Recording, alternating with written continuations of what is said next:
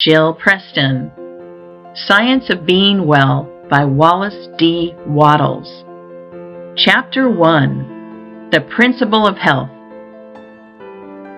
In the personal application of the science of being well, as in that of the science of getting rich, certain fundamental truths must be known in the beginning and accepted without question.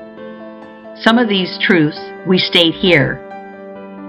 The perfectly natural performance of function constitutes health, and the perfectly natural performance of function results from the natural action of the principle of life. There is a principle of life in the universe. It is the one living substance from which all things are made. This living substance permeates, penetrates, and fills the interspaces of the universe. It is in and through all things, like a very refined, indiffusible ether. All life comes from it. Its life is all the life there is. Man is a form of this living substance and has within him a principle of health. The word principle is used as meaning source. The principle of health in man, when in full constructive activity, causes all the voluntary functions of his life to be perfectly performed.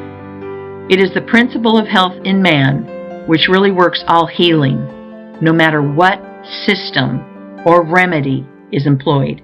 And this principle of health is brought into constructive activity by thinking in a certain way. I proceed now to prove this last statement. We all know that cures are wrought by all the different and often opposite methods employed in the various branches of the healing art. The allopath who gives a strong dose of a counterpoison cures his patient, and the homeopath who gives a diminutive dose of the poison most similar to that of the disease also cures it. If allopathy ever cured any given disease, it is certain that homeopathy never cured that disease, and if homeopathy ever cured an ailment, allopathy could not possibly cure that ailment. The two systems are radically opposite in theory and practice, and yet both cure most diseases. And even the remedies used by physicians in any one school are not the same. Go with a case of indigestion to half a dozen doctors and compare their prescriptions. It is more than likely that none of the ingredients of any one of them will be in the others. Must we not conclude that their patients are healed by a principle of health within themselves, and not by something in the varying remedies? Not only this, but we find the same ailments cured by the osteopath with manipulations of the spine, by the faith healer with prayer, by the food scientist with bills of fare, by the Christian scientist with the formulated creed statement, by the mental scientist with affirmation, and by the hygienist with differing plans of living. What conclusion can we come to in the face of all these facts but that there is a principle of health which is the same in all people and which really accomplishes all the cures, and that there is something in all the systems which under favorable conditions arouses the principle of health to action? That is, medicines, manipulations, prayers, bills of fare, affirmations, and hygienic practices cure whenever they cause the principle of health to become active, and fail whenever they do not cause it to become active. Does not all this indicate that the results depend upon the way the patient thinks about the remedy, rather than upon the ingredients in the prescription? There is an old story which furnishes so good an illustration on this point that I will give it here. It is said that in the Middle Ages, the bones of a saint, kept in one of the monasteries, were working miracles of healing. On certain days, a great crowd of the afflicted gathered to touch the relics, and all who did so were healed. On the eve of one of those occasions, some sacrilegious rascal gained access to the case in which the wonder-working relics were kept, and stole the bones.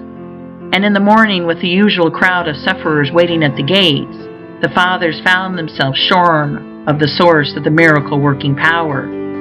They resolved to keep the matter quiet, hoping that by doing so they might find the thief and recover their treasures. And hastening to the cellar of the convent, they dug up the bones of a murderer who had been buried there many years before. These they placed in the case, intending to make some plausible excuse for the failure of the saint to perform his usual miracles on that day, and then they let in the waiting assemblage of the sick and infirm. To the intense astonishment of those in the secret, the bones of the malefactor proved as efficacious as those of the saint, and the healing went on as before.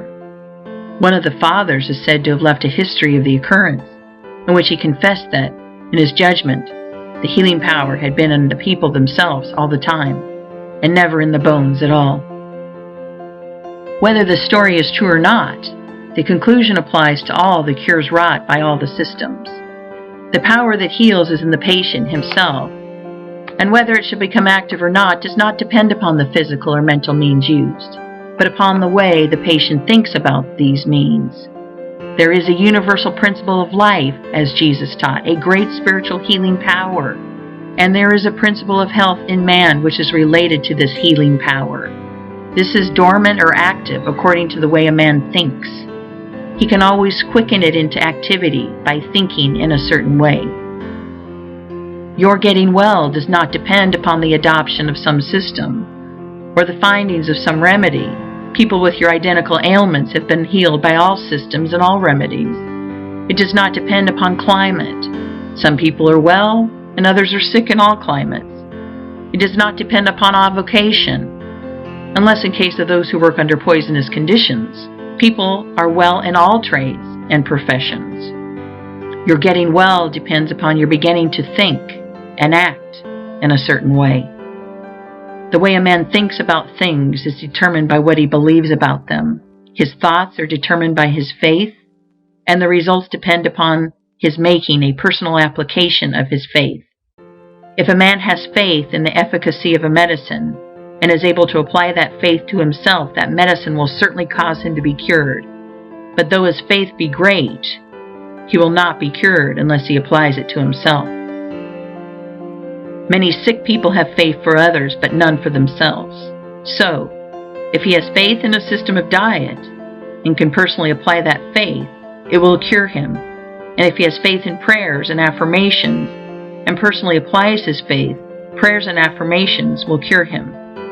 Faith, personally applied, cures, and no matter how great the faith or how persistent the thought, it will not cure without personal application. The science of being well, then, includes the two fields of thought and action. To be well, it is not enough that man should merely think in a certain way. He must apply his thought to himself, and he must express and externalize it in his outward life by acting in the same way that he thinks. End of Chapter 1. Recording by Jill Preston.